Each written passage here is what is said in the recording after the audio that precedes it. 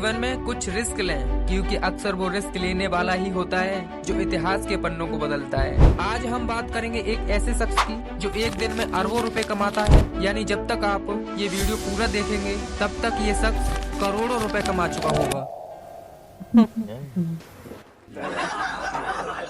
Neeta is going to take all the questions. Not at all. We're going to have fun. Yes, we're going to have fun. That's true. जिसने telecom से लेकर petrochemical, natural gas, digital services, media, retail, हर जगह पर अपना दबदबा बनाया है। What Jamnagar has demonstrated unquestionably to the world is, if we can dream it, we can do it. This has been my father's favorite saying, that there are no constraints, no boundaries.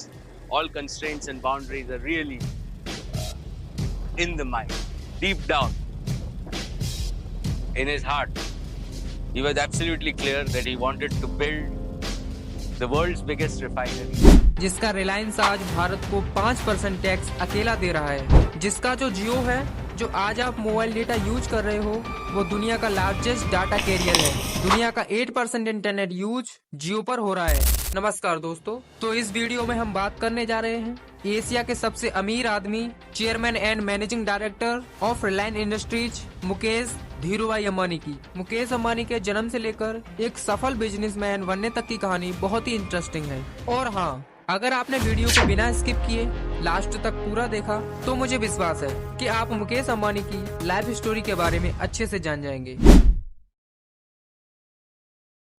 Mukesh Ambani का जन्म 19 अप्रैल 1957 को British crown colony Yemen में एक गुजराती हिंदू परिवार में धीरूभाई अंबानी और कोकिलाबेन अंबानी के घर हुआ था। इनके पिता धीरूभाई अंबानी जो एक पेट्रोल पंप पर काम करते थे, लेकिन उन्होंने रिलायंस का एक एम्पायर खड़ा कर दिया जो सारी दुनिया में 49वीं सबसे बड़ी कंपनी बन गई। इनका छोटा भाई अनिल अंबानी और दो बहनें नीना कोठारी और दीप्ति दत्तराज। मुकेश अंबानी यमन में केवल कुछ ही सालों तक रहे, क्योंकि इनके पिता ने मसालों और कपड़ों का बिजनेस स्टार्ट करने के लिए 1958 में भारत वापस जाने का फैसला किया था। इनका परिवार 1970 तक मुंबई के भुलेश्वर में एक मामूली 2 बेडरूम वाले अपार्टमेंट में रहता था।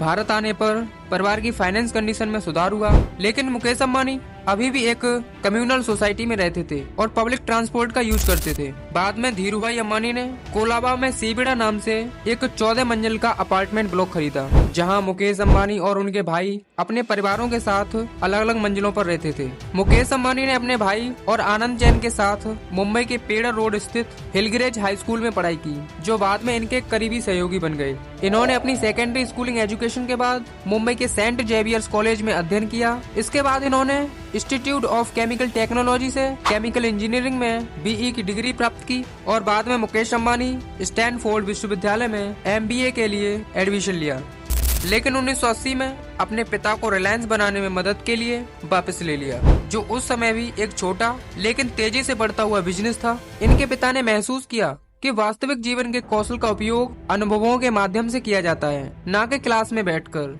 इसलिए उन्होंने अपने बेटे मुकेश अंबानी को अपनी कंपनी में यार्न परियोजना की कमाल संभालने के लिए स्टैनफोर्ड से भारत वापस बुला लिया। तो यहाँ से शुरू होती है मुकेश अंबानी के सक्सेस बिजनेस करियर की। तो चलते हैं अब मुकेश अंबानी के बिजनेस करियर की ओर। 24 साल की उम्र में मुकेश अंबानी को पातालगंगा पेट्रोकेमिकल प्लांट के निर्माण का प्रभार दिया गया, जब कंपनी तेल रिफाइनरी और पेट्रोकेमिकल से भरी निवेश कर रही थी। मुकेश अंबानी ने भारत के जामनगर में दुनिया की सबसे बड़ी जमीनी स्तर की पेट्रोलियम रिफाइनरी के निर्माण का निर्देशन और नेतृत्व किया, जो 2010 में प्रतिदिन 6,60,000 बैरल का उत्पादन कर सकती थी, यानी प्रति वर्ष 33 मिलियन टन का उत्पादन, जो पेट्रोकेमिकल्स, बिजली उत्पादन, बंदरगाह और संबंधित बुनियादी ढांचे के साथ यूनिफाइड थी। दिसंबर 2013 में मुकेश अंबानी ने भारत में 4G नेटवर्क के लिए डिजिटल इंफ्रास्ट्रक्चर की एस्टेब्लिशमेंट में भारतीय एयरटेल के साथ एसोसिएट की संभावना की घोषणा की।